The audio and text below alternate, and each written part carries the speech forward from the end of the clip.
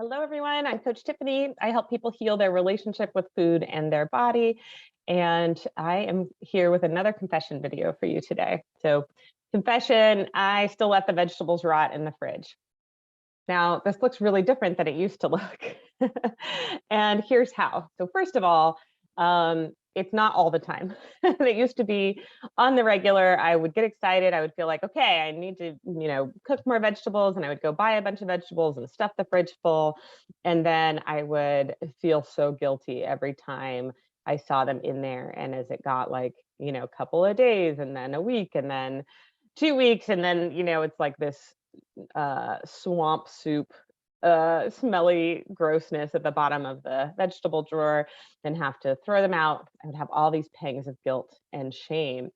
And not only would I feel bad about being wasteful, but I would also feel like there's something wrong with me and why can't I just eat healthy and that I should be eating in a certain way and, all of these things.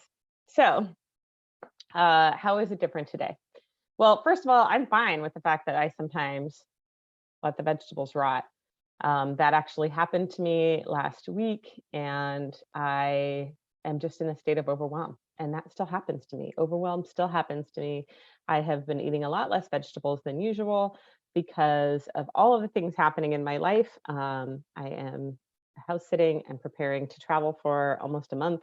I need to do my taxes and my business taxes and my mom's taxes and her late husband's estate taxes.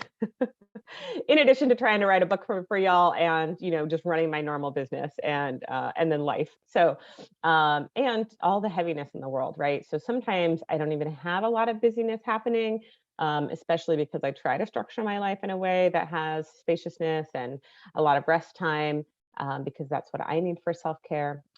But with everything that's happening in the world, it's really easy to feel exhausted and heavy and weighed down. And, there's this emotional exhaustion that comes with this chronic crisis that we've all been living in, namely COVID. But then there's been all of these other, big, painful, traumatic cultural events happening. So, yeah. So, first off, I give myself a break today. So that's number one, give yourself a break.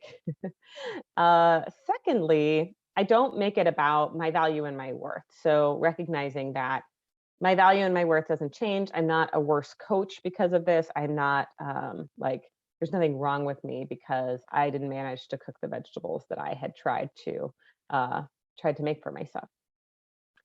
The other piece is that it's not consistent, right? Like now I'm able to consistently, most of the time, purchase food from the grocery store and prepare it for myself. I feed myself regularly and well. And part of that is cooking for myself and making things that I enjoy, but that make me feel really good physically and really bring out my vitality. And so for me, that is eating. A lot of you have heard me say I eat kale almost every day. I actually just love it. I don't encourage other people to eat kale every day. This is something that I do because I enjoy it. I would even say that I think it tastes amazing. There's something about it that I crave and I enjoy.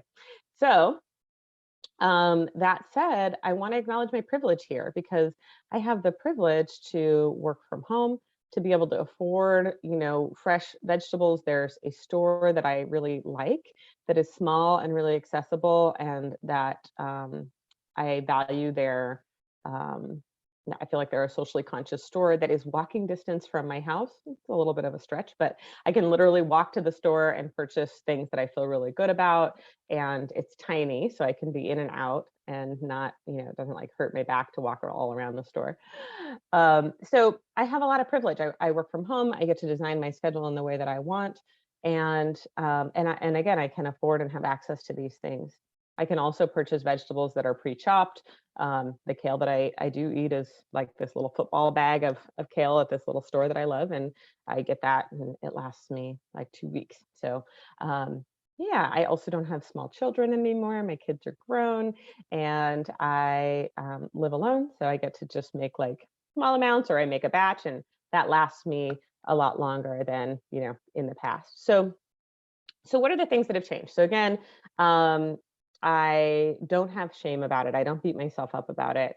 I see it as an attempt to care for myself, and if I'm not able to do that, I see it as a sign that there's a lot going on in my life and that I need more resources, more support to slow down. It is the result of other things getting in the way of my self-care time, which part of that is cooking for myself. And so it's not the problem isn't letting the vegetables rot or not feeding myself well. The problem is not having the bandwidth, the time, the energy, the resources, not having what I need to be able to care for myself in that way. And so a lot has changed. So yeah, I still let the red vegetables rot. That still happens. It just happened to me last week, and that's okay today, um, because it doesn't define me, and it's just a sign to me that okay, I'd like something to shift, and I know I can trust that I'm going to, um, make it a priority in the future. All right. I hope this was helpful. I hope it gave you a little bit of relief. If you are someone who lets the vegetables rot every week and you're feeling terribly guilty about it, maybe just don't buy them for a little while. If you still are wanting to eat vegetables, if that's feeling good and satisfying to you, like see if you can get, salad bar or, some pre-made vegetables, right? Meet yourself where you're at right now in this moment. Try to let go of the judgment about it and get really curious. Like, why is this pattern happening?